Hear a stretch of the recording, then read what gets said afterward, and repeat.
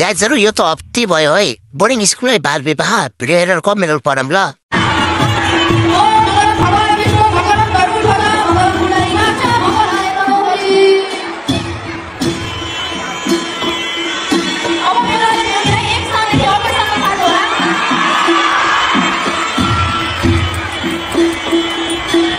सुरु गरौँ यो देखेर सबैले जानिसक्यो रीतिरिवाज स्वागत पनि देखाउनु पर्यो है मैले छोराको लागि कति केटी खोजे भेटिन अब त्यही स्कुलमा भर्ना गरिदिनु पर्ला बात त सही है म ढुक्क भए बोर्डिङले बिहे गराउने रहेछ नेपाल फर्केर नर्सरीतिर भर्ना हुनु पर्ला पढाइ लेखाइमा ध्यान लगाऊ आइएएस बनो और देश को सम्मान